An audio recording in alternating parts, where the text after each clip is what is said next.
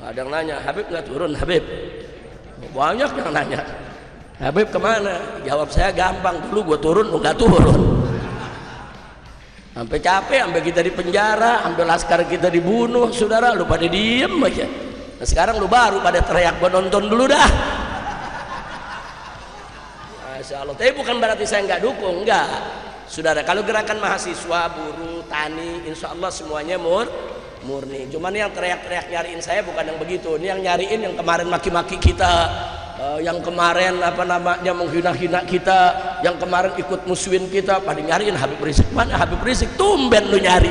Tadi pikir kita nih anak baru gede yang begitu dicari langsung nongol. Tunggu dulu. Kan kita bilang setan sama setan lagi berantem, nonton dulu, tenang-tenang dulu, santai, nggak usah buru-buru. Insya Allah ada waktunya, insya Allah. Yang penting posisi kita. Tapi kalau peraturannya bertentangan dengan syariat, merugikan rakyat, membahayakan negara, wajib kita tentang, wajib kita tolak, dan wajib kita berusaha bagaimana supaya undang-undang tersebut dibatalkan atau direvisi atau diganti. Wajib, nggak boleh dibiarkan. Nah, itu namanya sikap amar ma'ruf nahi munkar. Kira-kira jelas tidak? Jadi bukan oposisi, bukan. Jangan bilang Habib Rizik oposisi, enak aja. Gua partai nggak punya, anggota dewan bukan, pejabat bukan, dari mana oposisi, saudara? Nah, terus kalau ada yang nanya lagi, Habib, tapi ini sekarang banyak yang minta presiden turun nih. Saya ditanya setuju apa enggak? Jawab saya, lu baru bangun tidur loh.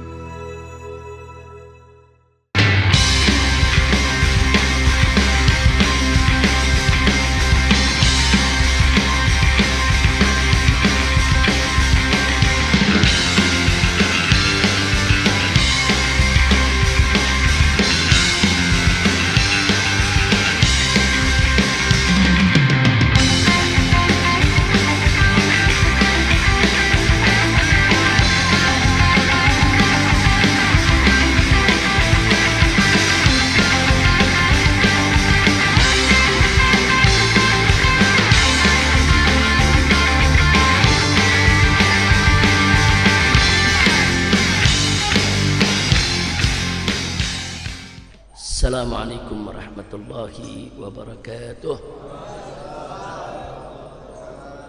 Bismillah walhamdulillah wassalatu wassalamu ala rasulillah wa ala alihi wa sahbihi wa mawalah. Ahiba'il kiram, usikum jami'a wa nafsi bi taqwallah wa bi ta'atihi wa bi ta'ati rasulillah sallallahu alaihi wa alihi wa sahbihi wa sallam. Asallahu subhanahu wa ta'ala an yaja'alana jami'an minal muttaqin. Amin ya rabbal alamin. Alhamdulillah, kita berjumpa kembali dalam majlis rutin malam Kamis di Masjid Jami Al-Islah. Dan alhamdulillah guru-guru kita Habib Idrus Al-Habsyi, Ustadz Al-Haj Haris Ubaidillah, begitu juga Ustadz Kembar Adi Alwi, hafizahumullahu ta'ala wa ra'ahum, famatallahu bituli hayatihim wa nafa'ana bi'ulumihim, amin ya rabbal alamin. Pada kesempatan ini, saudara, saya hanya ingin menjawab beberapa pertanyaan yang berkembang di masyarakat sesuai situasi dan kondisi yang kita sama saksikan saat ini.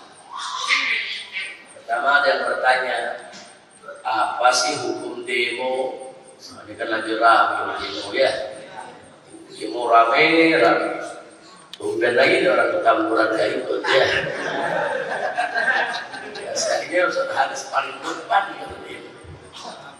Dan tanya apa sih hukum demo, itu pertama. Yang kedua, apa sih hukumnya kalau dalam demo itu ada orasi-orasi yang sifatnya mengkritik, memprotes, dan sering juga kita dengar ucapannya keras, kasar ya ikhwan. Nah ini hukumnya apa? Jawab jangan. Kapan? Kamis depan. Kalau demo udah selesai. Tapi ya ikhwan, kalau soal demo saya sudah pernah bahas di sini panjang lebar. Saya sudah pernah bahas di tablik-tablik, di majelis-majelis saudara, bahwa demo itu tidak lain dan tidak bukan adalah aksi unjuk rasa, aksi untuk menyampaikan pendapat. Jadi berdasarkan undang-undang yang berlaku di negeri kita, demo itu dilindungi undang-undang. Nah, jadi tidak boleh ada pihak manapun yang menghalangi siapapun yang ingin melakukan aksi unjuk rasa atau aksi menyampaikan pendapat. Bahkan dalam undang-undang penyampaian pendapat disebutkan kalau ada orang yang dengan sengaja menghalangi orang yang ingin melakukan aksi, itu bisa dipidana, bisa dituntut dan bisa dipenjara ya ikhwan. Nah artinya kalau dari segi perundang-undangan tidak ada masalah, bebas. Orang mau demo, mau aksi silakan ya ikhwan. Nah, jadi kita juga jangan alergi dengan saudara-saudara kita yang sedang aksi ya ikhwan. Itu yang pertama. Saya pikir kalau soal ini dulu kita pernah bahas berkali-kali, karena dulu kita juga sering demo dan sering diprotes orang tanya dalilnya apa. Nah, paling tidak dalam sejarah Nabi kita Muhammad sallallahu alaihi wasallam yang pernah dulu saya sampaikan bagaimana sekelompok sahabat pernah saling bergandeng tangan di kota Mekah, kemudian mereka saudara bertahlil mengucapkan la ilaha illallah, berjalan di tengah masyarakat dengan tujuan untuk menunjukkan kepada mereka bahwa kami muslim, mau apa, bahwa kami masuk Islam, mau apa. Nah, jadi dia mau tunjukkan kepada orang-orang kafir di kota Makkah. Itu juga demo. Nah, karena mereka mendapatkan selama ini banyak orang Islam diintimidasi, diteror, disiksa ya ikhwan. Nah, sehingga ada sekelompok sahabat yang memang pemberani seperti Sayyidina Hamzah dan lain sebagainya, saudara, mereka bergandeng tangan, mereka tunjukkan Islam mereka secara terang-terangan di depan mata orang-orang kafir. Nah, jadi ini juga salah satu bentuk aksi unjuk rasa, dia tunjukkan diri. Bahkan sebelum itu para sahabat pernah bermusyawarah, atau lebih tepatnya berbincang-bincang lah tanpa kehadiran Nabi. Jadi diantara sahabat ini saudara ada yang punya inisiatif, pengen sekali-sekali begitu kita nih datang ke tengah-tengah orang kafir di depan Ka'bah, kalau mereka lagi kumpul kita baca Al-Quran yang keras biar mereka semua dengar isi kandungan Al-Quran. Nah kira-kira siapa yang berani melakukan itu? Tahu-tahu ada satu sahabat angkat tangannya siap melakukan itu, yaitu Abdullah bin Mas'ud radhiyallahu anhu. Abdullah bin Mas'ud ini pelayan kita punya Nabi, khadimur Rasulullah sallallahu alaihi wasallam. Abdullah bin Mas'ud ini yang suka bawa tongkatnya Nabi, bawa sendalnya Nabi. Kalau Nabi masuk kemana sendal dibuka, dia yang pegang saudara. Nah Abdullah bin Mas'ud ini fisiknya kecil ya kawan, badannya kecil, kurus. Ya kalau untuk berkelahi nggak meyakinkan saudara, tapi berani luar biasa. Terus para sahabat begitu lihat Abdullah ibn Mas'ud, mereka mengatakan jangan kamu, karena badannya kecil ya kawan, jangan kamu, yang lain aja. Udah gitu Abdullah bin Mas'ud ini dianggap juga bukan dari suku yang kuat ya kawan, sehingga khawatir nanti nggak ada yang melindungi. Nah, tapi tetap Abdullah bin Mas'ud mengajukan dia yang membaca. Singkat cerita, akhirnya di hari yang sudah ditentukan Abdullah bin Mas'ud jalan menuju Ka'bah. Di sekitar Ka'bah banyak orang-orang kafir Quraisy, pemuka-pemukanya pada hadir. Ada Abu Jahal, ada Abu Lahab, ada Abu Sufyan ya ikhwan. Wah ini pemuka-pemuka semua. Nah kemudian Abdullah bin Mas'ud di hadapan mereka sambil mengelilingi Ka'bah membaca surat Ar-Rahman. Ar-Rahman Allamal Quran. Baca satu ayat, baca sambil dia kencengin suaranya ya. Orang-orang kafir kaget. Apa yang dibaca orang ini? Mereka dengarkan semua. Ternyata dibaca ayat Al-Quran. Salah satu dari mereka mengatakan, oh ini yang diajarkan oleh Muhammad ini. Ini yang diajarkan oleh Muhammad nih, ini sihir ini, bahaya ini. Digebukilah Abdullah ibn Mas'ud, saudara. Dikeroyok, dikurubutin, digebuk, dianiaya, sampai lebam-lebam, saudara, bahkan sampai pingsan. Nah, jadi sekujur tubuh udah luka semua. Nah, singkat cerita, setelah dikeroyok sedemikian rupa, akhirnya mereka tinggalkan itu Abdullah ibn Mas'ud, saudara, dalam keadaan pingsan. Kemudian diangkatlah oleh para sahabat yang lain, dibawa, saudara, diamankan, diobati. Nah, begitu sudah siuman, sadar. Nah, sebagian sahabat bilang apa? Ya Abdullah, ya ibn Mas'ud. Kami bilang apa? Jangan kamu. Ini resikonya. Nggak ada yang lindungi dan jaga kamu. Tapi apa jawab Abdullah ibn Mas'ud? Wallahi, kalau kalian kehendaki, besok aku lakukan lagi. Masya Allah. Nah, saya nggak mau cerita panjang-panjang. Saya cuma mau ngambil intisarinya. Itu namanya demo ya ikhwan. Dia mendemokan, dia unjukkan ke hadapan orang kafir. Ini ayat Al-Quran, kalian mau apa? Ini aku mau baca, mau tunjukkan keimanan, kalian mau apa? Walaupun dia seorang diri. Nah, dalam undang-undang kita juga kan kalau demo nggak mesti rame-rame, sendiri boleh. Nah, dilindungi, silakan sampaikan pendapat. Nah, jadi artinya memang di zaman Nabi namanya bukan demo, namanya bukan mudzaharah ya kawan. Nah, tapi paling tidak di situ idhar syuur. Dia tunjukkan dia punya perasaannya, dia tunjukkan dia punya sikapnya di hadapan orang-orang kafir, walaupun dengan resiko dianiaya. Nah, kejadian-kejadian yang tadi saya sampaikan ya ikhwan, itu semua adalah bentuk-bentuk menyampaikan pendapat, bentuk-bentuk menunjukkan sikap, bentuk-bentuk saudara menunjukkan perasaan. Nah, jadi jangan bilang oh demo tuh nggak ada dalilnya, haram itu demo, nggak nyunnah itu demo, saudara. Nah, bahkan ada yang bilang demo tuh nggak manfaat. Siapa bilang, saudara? Kita sering sekali merasakan manfaat demo, saudara. Ya bukti yang paling dekat kemarin aja, putusan MK mau dibatalin, begitu demo nggak jadi. Nah, kalau nggak demo jadi dibatalin, saudara. Jadi itu tuh barang udah jadi, tapi begitu demo nggak jadi, dia batalin. Jadi kita sudah sering, jangan kita nafilah demo nggak ada manfaatnya. Siapa bilang? Sering kali kita rasakan manfaat demo. Sesuatu yang tadinya menghimpit rakyat, begitu demo nggak jadi. Sesuatu yang tadinya akan menyusahkan rakyat, begitu demo nggak jadi. Sering tidak? Sering. Jadi jangan bilang nggak manfaat, jangan. Jadi para mahasiswa kita, masyarakat, guru yang pada demo menyampaikan pendapatnya, saudara, mereka dibenarkan secara syariat dan dilindungi oleh undang-undang. Jadi kita dewasa sedikit lah kalau kita menyikapi hal-hal seperti itu. Soal kita nggak mau demo tuh soal lain. Oh saya nggak suka kalau demo, ya nggak apa-apa nggak suka, saudara. Kan nggak dipaksa. Ayam halal, apa kita dipaksa makan ayam? Enggak, kita disediain ayam nggak doyan, ya jangan makan. Nah, tapi jangan langsung mengharamkan ayam. Oh ini ayam haram nih, saya nggak suka. Ente nggak suka kok diharamin.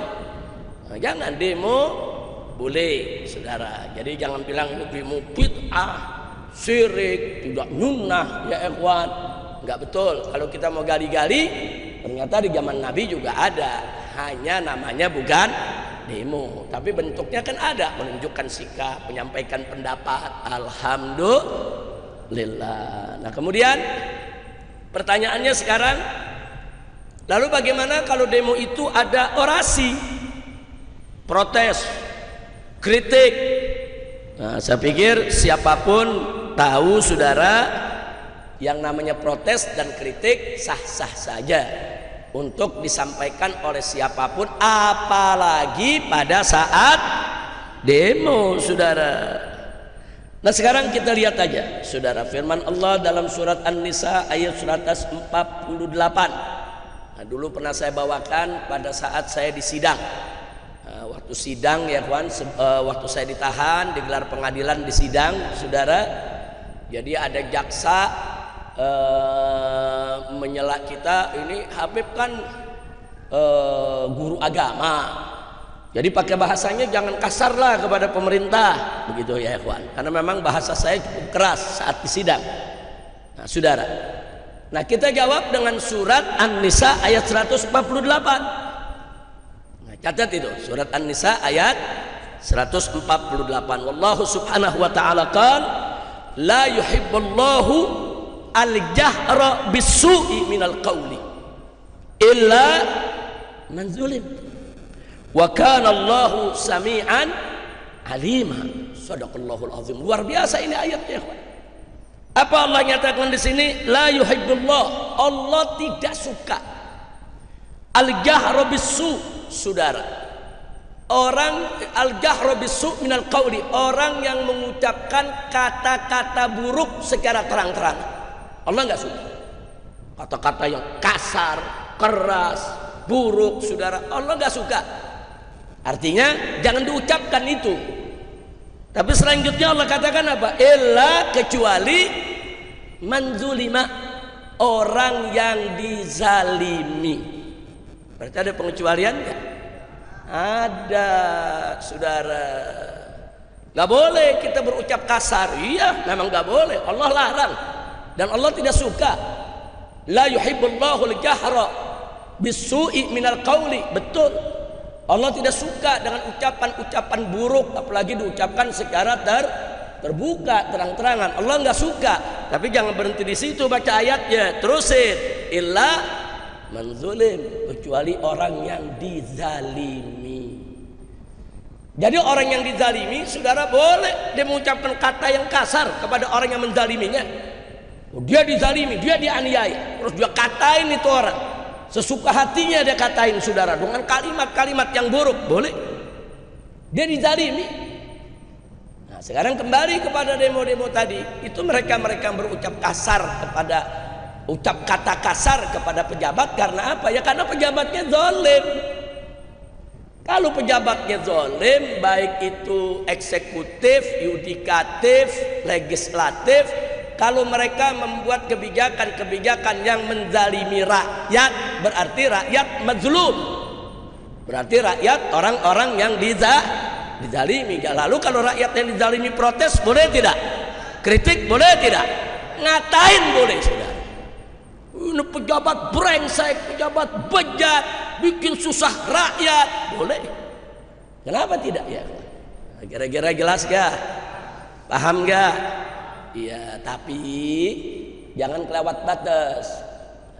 Jangan juga kita berucap kata kasar tapi yang nggak ada maknanya, sampai kalimat-kalimat kotor yang keluar.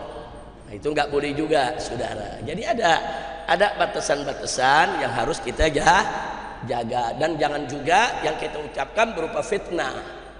Jangan. Jadi kezaliman itu memang fakta adanya, saudara. Nah, silakan kita protes, kritik. Jangan sesuatu kita tuduh zalim ternyata hoax. Ternyata kita hanya menelan berita-berita palsu. Oh, katanya pemerintah begini, katanya begini, ternyata enggak. Nah, terus kita maki-maki karena itu, nggak boleh, saudara, nggak boleh. Berarti kita yang salah paham. Nah, maka itu sebelum kita menyampaikan pendapat kita, sebelum kita memprotes sesuatu, saudara, tabayun dulu. Tabayun, betul gak nih berita? Betul gak nih pemerintah punya putusan begini? Betul gak arahnya begini? Betul gak nih uang rakyat dikorupsi? Betul gak tuh ada korupsi? Nah, kalau memang sudah ada indikasi-indikasi yang kuat, bukti-bukti yang gak terbantahkan, apalagi pemerintahnya main-main atau pilih-pilih, saudara. Kalau rakyat kecil terlibat narkoba, langsung tangkap, penjara 12 tahun. Nah, giliran anak pejabat kena narkoba, senyap, tahu-tahu udah ada di luar. Narkoba tuh hukumannya bukan ringan, saudara. Saya waktu di penjara kemarin ditaruh di blok narkoba, saudara. Nah, di blok narkoba itu ada 100 orang lebih, semua tuh terlibat narkoba. Dan hukumnya berat-berat, saudara. Berat-berat. Paling ringan saat itu yang saya dapatkan cuma 5 tahun, rata-rata di atas 10 tahun, saudara. Nah, bahkan kadang-kadang di antara mereka ada juga cuman korban. Nah, artinya korban, dia dititipi sesuatu, dia nggak tahu isinya apa. Tahu-tahu begitu digerebek dia yang kena. Begitu dilihat barang buktinya banyak, dia kena 15 tahun di penjara. Tapi dia nggak bisa berbuat apa-apa, orang barang buktinya ada di tangan dia. Makanya anda nih khususnya anak muda, hati-hati terima titipan. Kalau orang kita nggak kenal, bahkan dari yang kita kenal pun juga kita mesti hati-hati. Kalau kita tahu, wah ini orang brengsek nih, dia orang suka mabuk, dia orang suka narkoba, tahu-tahu nitip sesuatu sama kita, tunggu dulu, jangan main terima. Nanti begitu dia titip, tahu-tahu pas ada penggerebegan dia yang ngilang, kita yang digerebek, kita kena, tahu-tahu kena penjara 15 tahun. Dan itu saya dapatkan ya kawan, anak-anak muda. Di pada saat saya ditahan di Mabes Polri, anak-anak muda, ya betul, ada sebagian ngaku, ya Habib saya salah, memang saya ikut mengedarkan, saya salah, saya memang kurir, saya salah, memang saya menggunakan. Tapi ada juga yang nggak salah, cuman waktu diperiksa ya digebugin, mesti ngaku, itu kan jadi masalah. Nah, orang kalau udah digebugin, saudara, digebugin, disiksa, disetrum, jempol ditindih dengan kaki ujung meja, saudara. Yang nggak berbuat juga terpaksa ngaku, nggak kuat orang ditahan, nggak boleh, karena pemeriksaan semacam itu nggak boleh. Saya waktu di Mabes Polri, di pengajian begini nih di Mabes Polri saya ngajar, saudara. Nah, semua polisi juga yang jaga di situ dengar, saya sampaikan, saya teriakan, nggak boleh kalian siksa orang, saudara, yang diduga. Nah, periksanya nggak boleh, paksa, siksa, saudara, haram.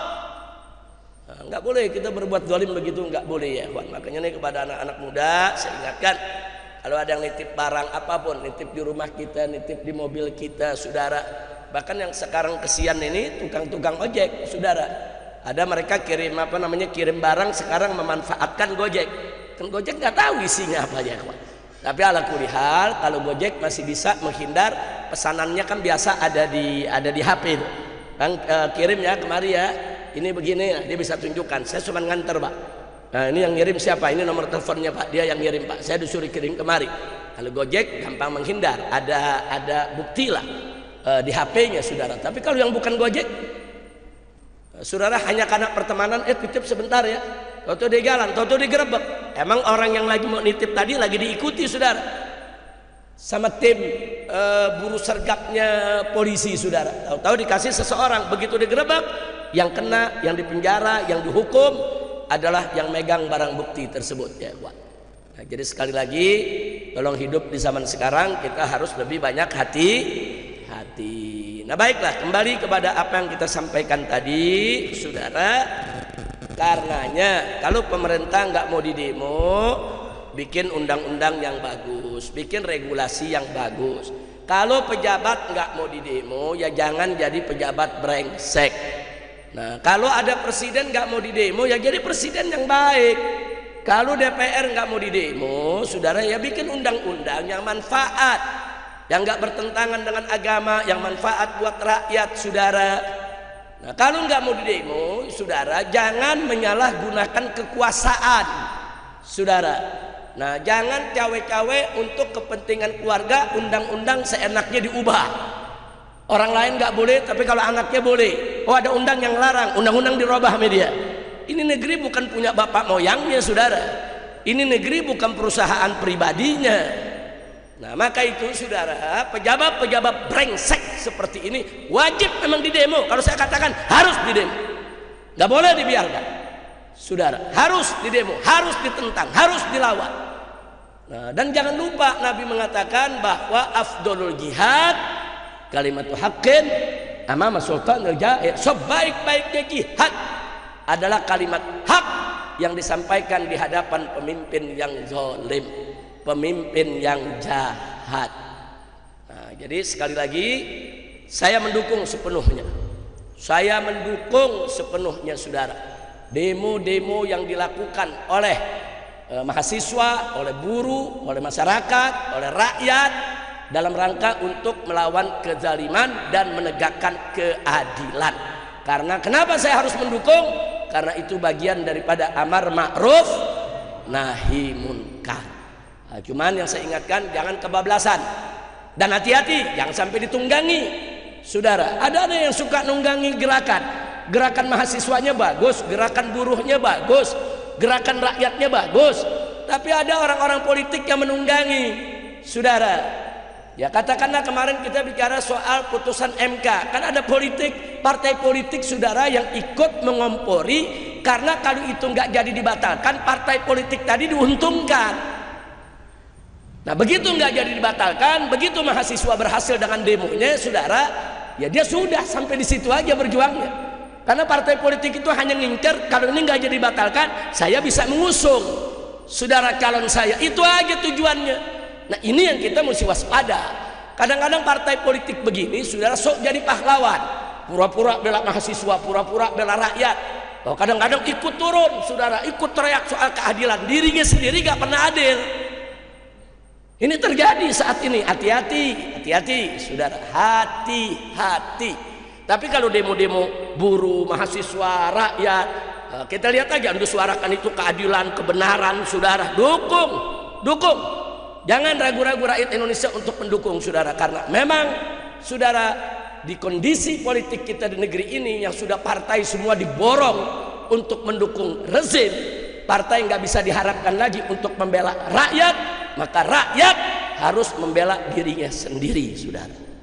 Nah kalau gara-gara demo ada macet, jalan kita terganggu, ya maklumin saudara, nggak tiap hari kok. Setahun sekali, sebulan sekali, enggak apa-apa saudara, maklumin aja. Bahkan kita doain mudah-mudahan demo mereka berhasil, mudah-mudahan mereka dijaga oleh Allah, mudah-mudahan mereka diselamatkan, mudah-mudahan mereka jangan sampai ditangkap, disiksa saudara oleh oknum-oknum aparat yang bejat. Doain. Kalau kita udah nggak demo jangan nyumpain, udah nggak demo jangan maki-maki yang demo, jangan. Udah nggak demo doain, nggak mau doain minimal diam. Minimal diam saudara. Nah mudah-mudahan kalau sudah sedemikian rupa, jadi kita tahu bahwa gerakan-gerakan demo yang terjadi saat ini kita dukung, tapi kita mesti waspada, jangan sampai ditunggangi saudara oleh kepentingan politik sesaat. Naudzubillah min dzalik. Karena begitu, ada partai sekarang nih, wah tampil kritik pemerintah, bicara keadilan, bicara udah semuanya lah dia bicara, dia habisi pemerintah. Padahal presiden yang dikritiknya kemarin dia yang dukung, dia yang piara 10 tahun saudara, dia yang bela habis-habisan, dia ikut menikmati saudara. Tapi begitu di ujung merasa nggak bisa dimanfaatkan lagi, tampil tengah masyarakat jadi pahlawan. Jangan ketipu yang begini saudara, jangan ketipu saudara. Ini orang Indonesia nih gampang ngelupain catatan-catatan buruk, di mana saat mereka punya kekuasaan mereka lupa merakyat kecil, begitu kan? Makanya hati-hati saudara, hati-hati. Jadi kalau mau ikut yang murni, mahasiswa, buruh, rakyat yang murni. Tapi kalau udah ada kepentingan politisi, hati-hati. Kira-kira jelas tidak? Ada yang nanya, Habib nggak turun Habib? Banyak yang nanya, Habib kemana? Jawab saya gampang, dulu gue turun, lu nggak turun. Sampai capek, sampai kita di penjara, sampai laskar kita dibunuh, saudara, lu pada diem aja. Nah sekarang lu baru pada teriak, gua nonton dulu dah. Masya Allah. Tapi bukan berarti saya nggak dukung, enggak. Saudara, kalau gerakan mahasiswa, buruh, tani, insya Allah semuanya murni. Cuman yang teriak-teriak nyariin saya bukan yang begitu. Ini yang nyariin yang kemarin maki-maki kita, yang kemarin menghina-hina kita, yang kemarin ikut musuhin kita, pada nyariin Habib Rizik. Mana Habib Rizik? Tumben lu nyari. Masya Allah, kacau tidak? Nah, dipikir kita nih anak baru gede yang begitu dicari langsung nongol. Tunggu dulu, kan kita bilang setan sama setan lagi berantem, nonton dulu, tenang dulu, santai, nggak usah buru-buru. Insya Allah ada waktunya, insya Allah. Yang penting posisi kita semua saudara, saya, anda, semua jamaah majelis taklim dimanapun juga, umat Islam dimanapun anda berada, posisikan kita sebagai muslim yang beramar ma'ruf nahi munkar. Itu aja. Maksudnya apa? Kita nggak peduli besok presidennya siapa, kita tetap amar ma'ruf nahi munkar. Kita nggak peduli besok gubernurnya siapa, kita tetap amar ma'ruf nahi munkar. Kita nggak peduli besok siapa menang siapa kalah, yang penting kita tetap amar ma'ruf nahi munkar. Bukan berarti kalau yang besok menang yang kita pilih, yang menang yang kita suka, terus kalau dia maksiat terus kita diam. Oh enggak ya ikhwan, enggak. Kita boleh dukung siapa saja, kita dukung, tapi begitu dia jadi saudara, tetap kita wajib amar ma'ruf nahi munkar. Karena memang posisi habaib ulama mestinya begitu, amar ma'ruf nahi munkar. Jadi habaib dan ulama itu bukan oposisi, bukan. Beda amar ma'ruf nahi munkar dengan oposisi, beda ya ikhwan. Kalau oposisi itu memposisikan diri berhadapan dengan pemerintah, menjadi pihak pengkritik saudara, menjadi pihak penyeimbang saudara. Nah biasanya dalam seni politik saudara, yang namanya oposisi itu sering membabi buta saudara untuk mengkritik lawan politiknya. Oh lawan politiknya pemerintah, jadi apa saja yang dilakukan oleh pemerintah mereka kritik, apa saja yang dibuat oleh pemerintah semua mereka anggap jelek. Itu oposisi, seringnya begitu. Kalau ulama nggak boleh begitu saudara, nggak boleh saudara. Kita kepada pemerintah selama putusannya bagus, tidak bertentangan dengan syariat Islam, tidak merugikan rakyat, tidak membahayakan negara saudara, maka wajib kita dukung, wajib kita terima. Oh ya ini putusan bagus, baik dari segi agama, bangsa, negara, semuanya baik, dukung, jangan ragu-ragu untuk memujinya. Walaupun kita nggak suka kepada pemerintahnya sudah, puji. Yang berhak dipuji, puji sudah. Walaupun datangnya dari orang kafir sekalipun, kalau dia benar, dia mengambil keputusan yang bagus saudara. Jadi kita lihat substansinya saudara, kira-kira jelas tidak? Tapi kalau peraturannya bertentangan dengan syariat, merugikan rakyat, membahayakan negara, wajib kita tentang, wajib kita tolak, dan wajib kita berusaha bagaimana supaya undang-undang tersebut dibatalkan atau direvisi atau diganti, wajib, nggak boleh dibiarkan. Nah itu namanya sikap amar ma'ruf nahi munkar. Kira-kira jelas tidak? Jadi bukan oposisi, bukan, jangan bilang Habib Rizik oposisi, enak aja, gue partai nggak punya, anggota dewan bukan, pejabat bukan, dari mana oposisi saudara. Terus kalau ada yang nanya lagi, Habib tapi ini sekarang banyak yang minta presiden turun nih, saya ditanya setuju apa enggak, jawab saya, lu baru bangun tidur loh. Dia nggak tahu apa dari mulai di Mekah saudara, saya sudah teriak-teriak dari mulai di Mekah nih, di Mekah nih, silakan buka lagi, saya udah teriak kalau negara pengen selamat makzulkan Jokowi, bubarkan PDIP. Dari dulu saya teriak, bukan sekarang, bukan dulu. Kira-kira jelas gak?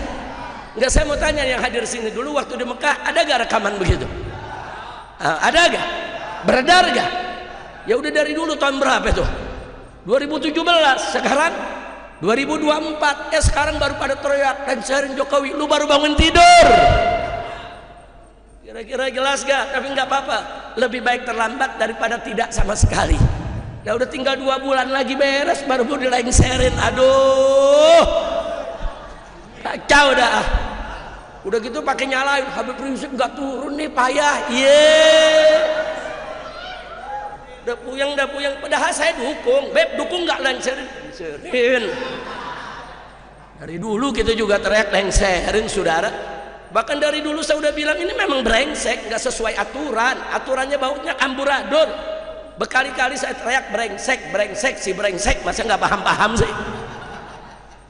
Kira-kira paham nggak? Udah Ustadz Kembar ketawanya jangan kenceng-kenceng, urusannya diciduk duluan nanti. Jadi kalau sekarang enggak, saya mau ngaji dulu, ngaji baca kitab ya. Iya, baca kitab biar yang muda-muda dulu dah yang teriak. So udah capek, udah teriak, udah sering, udah banyak. Kalau ibarat makan tuh udah bosen udah.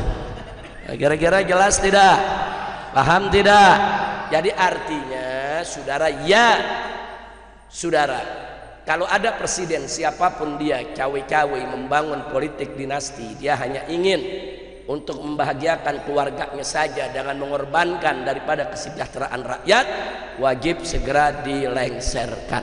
Saya sudah sampaikan ini dari tahun 2017, makzulkan Jokowi. Loh kenapa 2017 saya begitu semangat? Karena memang dari awal dia memimpin udah banyak bohongnya.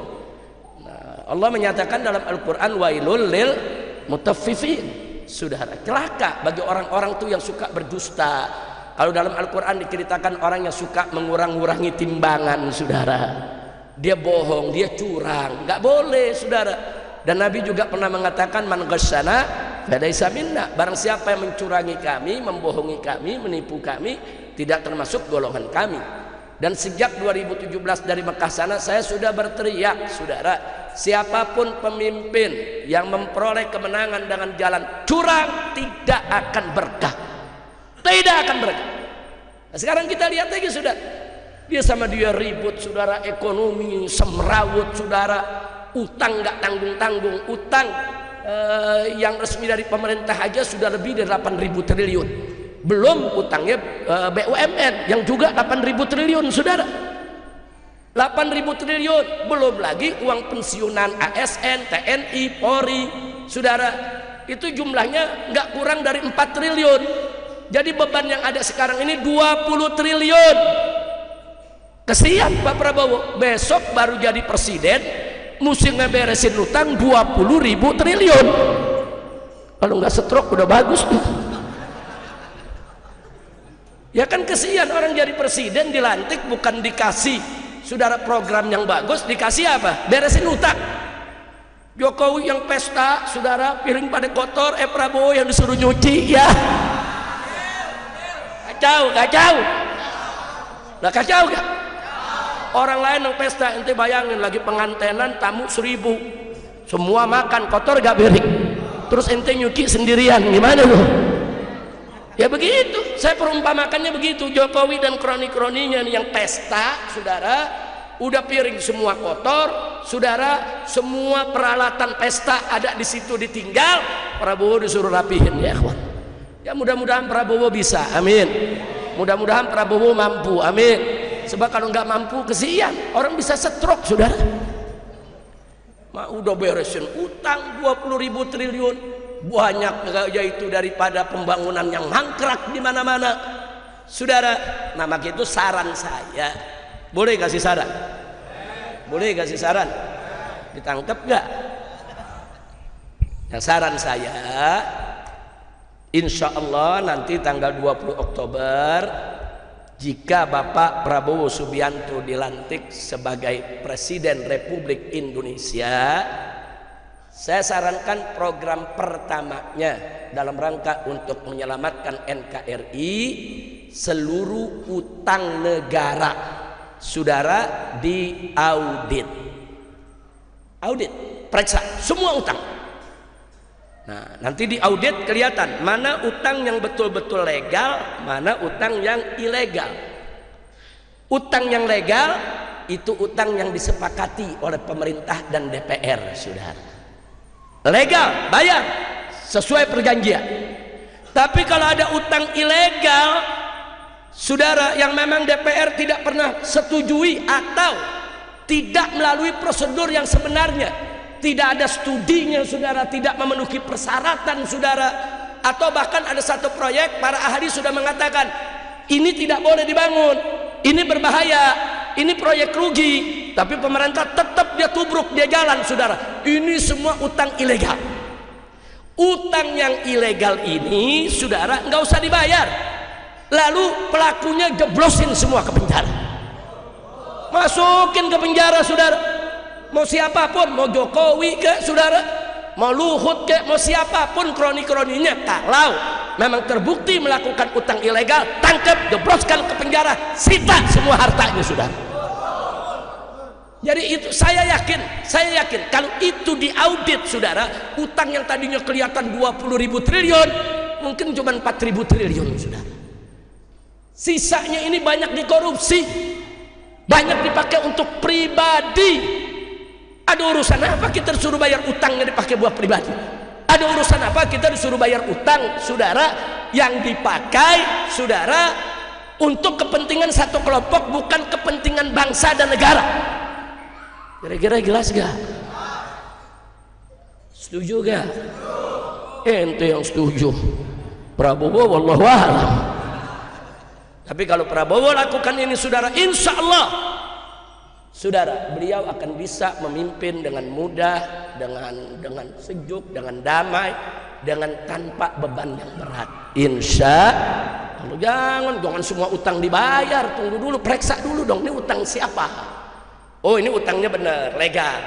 Ini berdasarkan studi kelayakan. Oh, ini sudah setuju DPR. Ini memenuhi syarat, kita bayar itu utangnya, Pak. Nggak boleh kita lari dari utang. Utang wajib kita bayar. Dengan negara mana kita utang? Bayar. Oh, ini utang nggak layak. Ini utang ilegal nih.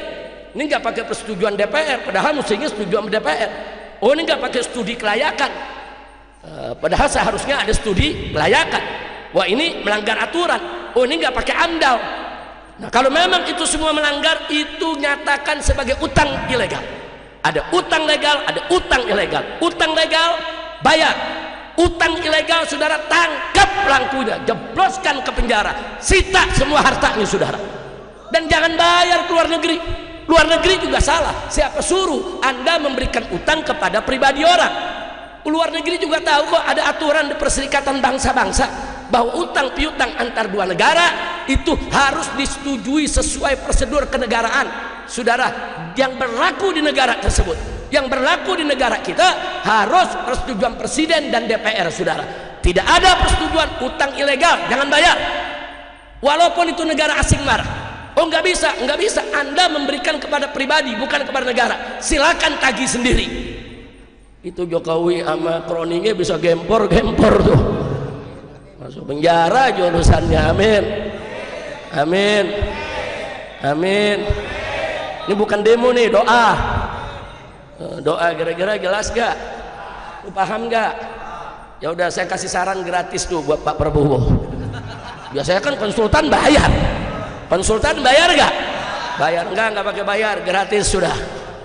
Nah, jadi bagaimana caranya Pak Prabowo begitu dilantik, kalau mau didukung oleh rakyat, didukung habaib, didukung ulama, dan agar Anda tidak banyak beban untuk mengatur pembangunan negara Indonesia ke depan, saya sarankan langkah pertamanya audit semua utang, pemerintah maupun swasta ya ikhwan, semua diaudit. Nah, tolong dipilah mana utang yang legal resmi dan mana utang yang ilegal tidak resmi. Utang yang legal bayar. Nah, komunikasikan dengan negara yang bersangkutan, minta keringanan, minta dibebaskan dari bunga, saudara. Lakukan moratorium ulang, saudara. Nah, supaya kita mudah untuk membayarnya. Adapun utang-utang yang ilegal yang tidak memenuhi persyaratan atau nubruk aturan, saudara, jangan dibayar. Itu urusan pribadi yang bersangkutan. Lalu apa? Panggil yang pelakunya, saudara, periksa di KPK, seret ke pengadilan, miskinkan dia, sita semua asetnya, jebloskan ke penjara, siapapun dia, walaupun itu mantan presiden, mantan menteri, nggak peduli. Dia berani coba-coba membuat utang yang ilegal, tangkap, jebloskan ke penjara ya. Rakyat dukung, nggak usah khawatir, rakyat dukung. Saudara, saya tahu kalau Prabowo melakukan itu, saudara, semua koruptor-koruptor dijebloskan ke penjara, saudara, setuju tidak? Dukung tidak? Takbir. Udah cukup, aneh ngaji jadi demo ntar. Nah, jadi itu yang saya mau sampaikan. Jadi itu aja. Jadi ada pertanyaan apa hukum demo? Boleh, asal jangan langgar syariat. Jangan demonya telanjang, jangan ya Pak. Jangan demonya nunjukin aurat, jangan. Jangan juga demonya kelewatan sampai bunuh diri, bakar diri. Kan ada yang demo bakar diri, saudara, nggak boleh. Nggak boleh, dalam Islam nggak boleh. Demo boleh, unjuk rasa boleh, tapi tetap tidak boleh langgar syariat atau mengganggu orang yang tidak mengganggu. Kadang nanya, kalau mukul aparat bagaimana Habib? Nggak boleh kalau dia nggak mukul. Tapi kalau aparatnya mukulin kita, nembakin kita, jawabnya lawan. Lawan kenapa? Dalam konteks bela diri, saudara. Bela diri wajib. Jangan diam, dipukul, pukul lagi, ditimpuk, timpuk lagi, saudara. Berani gak lu? Ya kalau nggak berani tidur dah. Udah nggak berani so ikut demo. Ulang demo marah-marah, demo begini ya, demo begini. Lu pikir demo makan apa? Makan rendang. Udah kira-kira jelas gak? Jelas. Nah, maka itu saya himbau kepada aparat kepolisian, perlakukanlah para pendemo di mana tempat, jangan represif. Itu anak-anakmu juga, adik-adikmu juga. Itu bangsa Indonesia, satu negeri denganmu. Jangan yang demo disemprot gas air mata juga bubar, saudara. Nggak usah pakai ditembakin, ada pakai peluru karet, saudara. Nggak boleh. Sampai ada yang matanya buta, telinganya jadi rusak, budak, saudara. Hidungnya patah, apa? Nah, maka itu saya minta kepada aparat baik TNI maupun Polri, hadapilah para pendemo, yaitu dengan sikap yang baik, saudara, dengan persuasif, bukan dengan langkah-langkah yang represif. Nah, kalau mereka bilang enggak, tapi pendemonya nih nimpuk duluan, yang saya lihat rekaman provokator yang nimpuk, ujung-ujungnya provokator dari sono juga, iya. Kok Habib tahu? Kan pengalaman. Nah, kita juga pengalaman demo, betul? Kita udah baik, udah rapi, baca selawatan, salatullah, salamullah, dari sono batu twing. Kena laskar marah, laskar timpuk lagi, ada provokator. Kira-kira jelas gak? Udah jangan pakai alasan Habib ini karena mahasiswanya ya represif. Itu reaksi gara-gara ente represif, betul? Jangan kenyang-kenyang betulnya, ditangkap loh. Ini urusannya Masjid Al-Isra digerebek ini ntar. Masya Allah, udah dah. Jadi kalau cerita soal demo nggak usah cerita lah. Kita udah pengalaman, udah demo. Puluhan tahun kita udah demo ya ikhwan. Kita udah tahu bagaimana dijebak, bagaimana diakalin dan seterusnya. Justru dengan pengalaman itu, saya ingin berbagi dengan aparat keamanan TNI maupun Polri. Yakinlah, kalau para mahasiswa buruh tani dihadapi mereka dengan persuasif, dengan baik, dengan damai, dengan sejuk, enggak bakal ada demo anarkis, saudara. Kalau mereka bersuara keras, ya enggak apa-apa, memang demo mesti keras ke suaranya. Kalau mereka coret-coret itu tembok, ya udah besok cat lagi, kenapa sih? Kalau mereka ngerubuhin pintu, ya besok panggil tukang las betulin. Kenapa sih mesti ditembak orang, mesti dipukul, pecah kepalanya, patah hidungnya? Orang yang pecah kepala, patah hidung, rusak pendengarannya, itu bisa cacat seumur hidup, saudara. Itu enggak sepadan dengan tembok yang rusak, dengan pagar yang rubuh. Jadi manusiawi lah, manusiawi. Nah, adapun para mahasiswa, para buruh, para petani, rakyat semuanya yang berdemo, ikhlaskan niat. Jangan mau ditunggangi oleh siapapun, jangan mau dijadikan alat politik siapapun. Berjuang dengan niat yang ikhlas, bersih, hanya untuk mencari ridha Allah, membela agama, bangsa dan negara. Pokoknya semua mahasiswa, buruh, siapapun yang berdemo dengan niat yang ikhlas untuk bela agama, bangsa dan negara, saya nomor satu paling depan untuk mendukung daripada perjuangan mereka, saudara. Takbir, shallu ala nabi. Jadi ya kawan, saya pikir dua pertanyaan tadi sudah terjawab, saudara, dan sikap saya terhadap kondisi sekarang juga jelas. Saya tidak pernah berubah dari dulu sampai hari ini, saudara. Saya tetap akan melawan siapapun pejabat-pejabat brengsek di negeri ini, saudara. Hanya semata-mata untuk amar ma'ruf nahi munkar, mencari ridha Allah Subhanahu wa taala. Dan pesan saya secara khusus buat Bapak Prabowo Subianto, tidak usah panik dengan demo-demo yang sekarang, karena demo-demo yang sekarang ini sebetulnya kan ditujukan, saudara, untuk rezim yang saat ini berkuasa, yang cawe-cawe, nabrak undang-undang, nabrak konstitusi hanya untuk kepentingan keluarga. Nah, mestinya Pak Prabowo ikut mendukung gerakan mahasiswa, mestinya Pak Prabowo ikut mendukung suara-suara rakyat tadi. Nah, supaya apa? Supaya jangan sampai pula nanti begitu Bapak Prabowo memimpin, saudara, orang-orang brengsek ini akhirnya memaksakan diri ada di sekitar presiden yang baru. Itu bahaya. Nah, maka itu yuk, saya mau ajak seluruh bangsa Indonesia ke depan. Kalau memang nanti Pak Prabowo dilantik menjadi presiden, saudara, kita jaga, kita lindungi. Jangan sampai Pak Prabowo ini ditunggangi, saudara, oleh Jokowi dan kroni-kroninya, saudara. Nah, jadi perjuangan mahasiswa sekarang nggak main-main. Kalau mahasiswa sekarang menolak adanya Gibran sebagai wakil presiden, wajar. Kenapa? Karena putusan MK-nya kan direkayasa. Putusan MK-nya itu kan cawe-cawe, saudara, sehingga dia boleh jadi wakil presiden. Nah, sebetulnya Pak Prabowo-nya sendiri jadi capres sudah bagus, menang, silakan. Nah, tapi ada problem-problem di sekitar Pak Prabowo ini, yuk yang sama-sama kita beresin, saudara. Ya, kalau Gibran dianulir tidak perlu jadi wakil presiden kan boleh aja. Nah, Prabowo bisa kok jadi presiden sendirian. Lalu nanti wakil presidennya bagaimana? Bisa dipilih oleh MPR, saudara.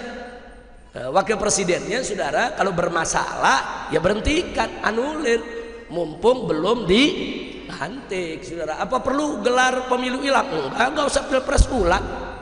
Enggak perlu, saudara. Prabowo silakan dilantik, nanti wakilnya bisa dipilih oleh MPR, saudara. Nah, jadi nggak usah kita ribut-ribut, karena kalau kita ribut-ribut begini nanti terjadi gejolak yang lebih meluas, terjadi kegaduhan di mana-mana, bisa terulang peristiwa 98, bahkan bisa lebih hebat lagi dari 98. Hati-hati, jangan dipandang remeh. Ini gerakan pandang remeh, nggak apa-apa, saudara, ini kan kecil, ini people power nggak seberapa, yang datang sedikit. Jangan sombong lah, jangan sombong. Ini kan yang baru turun kan mahasiswa, rakyat belum turun. Kalau rakyat yang turun, kalian digulung semua. Jangan sombong, jangan. Jadi persoalan ini hadapi dengan cerdas, dengan pintar, dengan piawai, saudara. Nah, jangan orang yang udah marah ini kan ibarat api, jangan disiram bensin, makin besar, saudara. Nah, ajak tuh mahasiswa, mari kita duduk, apa maunya.